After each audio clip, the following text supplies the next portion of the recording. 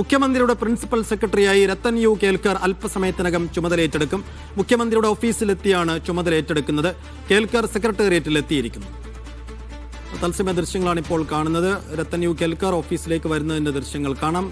RP Sanoop വിശദാംശങ്ങളുമായി. സനൂപ്, വലിയ വിവാദങ്ങൾക്കിടെ Ratan U Kelkar മുഖ്യമന്ത്രിയുടെ പ്രിൻസിപ്പൽ സെക്രട്ടറിയായി ചുമതലയേൽക്കുകയാണ്. മുഖ്യമന്ത്രി സ്ഥലത്തില്ല.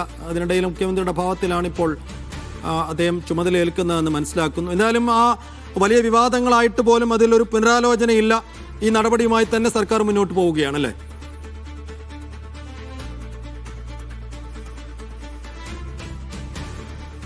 സൈഫുദ്ദീൻ അല്പസമയം മുമ്പാണ് രത്തൻ യു കേൽക്കർ IAS അദ്ദേഹം സെക്രട്ടേറിയറ്റിലെത്തിയത്. നോർത്ത് ബ്ലോക്കിലുള്ള ഓഫീസിലെത്തി അദ്ദേഹം മുഖ്യമന്ത്രിയുടെ സെക്രട്ടറി ആയിട്ട് ഇന്ന് ചുമതലയേൽക്കും. അവധി ദിവസമായിട്ട് പോലും അദ്ദേഹം ഇന്ന് ചുമതലയേൽക്കുമെന്ന് അറിയിക്കുകയായിരുന്നു.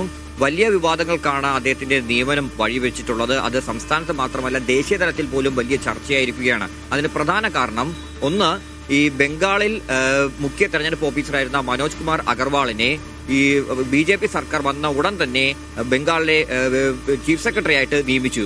ഇതിനെതിരെ രൂക്ഷമായിട്ടുള്ള വിമർശനമാണ് രാഹുൽ ഗാന്ധി അടക്കമുള്ള കോൺഗ്രസ് നേതാക്കളുടെ ഭാഗത്തു നിന്ന് വന്നത്. ലക്ഷക്കണക്കിന് പേർക്ക് വോട്ടവകാശം നിഷേധിച്ച മനോജ് കുമാർ അഗർവാളിനെ തന്നെ ചീഫ് സെക്രട്ടറി ആക്കുന്നത് വഴി അവിടെ ഡീലുണ്ട് തുടങ്ങിയ കാര്യങ്ങളൊക്കെ തന്നെയാണ് അവർ ഈ വിമർശനങ്ങൾക്ക് പിന്നിലായിട്ട് ആരോപണമായിട്ട് ഉയർത്തിയത്.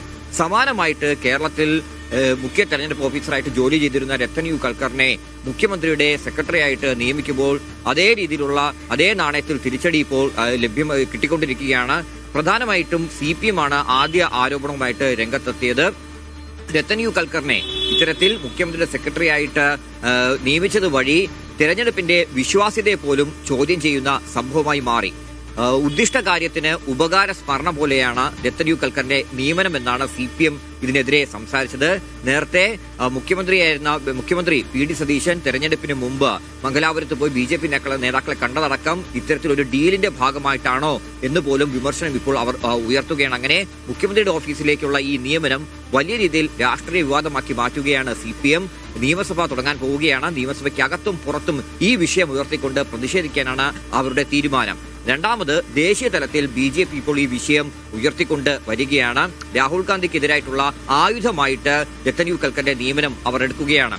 അവിടെ ബംഗാൾ ചീഫ് സെക്രട്ടറി ആക്കിയതുപോലെ ഇവിടെ മുഖ്യമന്ത്രിയുടെ സെക്രട്ടറി തന്നെ ആക്കിയിട്ടുണ്ട്. അപ്പോൾ ഇതിൽ എന്ത് അഭിപ്രായമാണ് ഇവർക്ക് പറയാനുള്ളതെന്നാണ് BJP ഇപ്പോൾ രാഹുൽ ഗാന്ധിയോട് ചോദിക്കുന്നത്. പക്ഷേ കോൺഗ്രസ് നേതാക്കളൊക്കെ തന്നെ പറയുന്നു കൃത്യമായിട്ട് കാര്യങ്ങൾ ചെയ്യുന്ന ഉദ്യോഗസ്ഥനാണ്, അതുകൊണ്ടാണ് അദ്ദേഹത്തെ നിയമിച്ചത്. ഇന്നലെ ദേശീയ തലത്തിലടക്കം ഉയർന്ന വിവാദങ്ങൾക്കിടയിലും രത്തൻ യു കേൽക്കർ മുഖ്യമന്ത്രി VD സതീശന്റെ പ്രിൻസിപ്പൽ സെക്രട്ടറിയായി ഇന്ന് ചുമതലയേൽക്കുകയാണ്.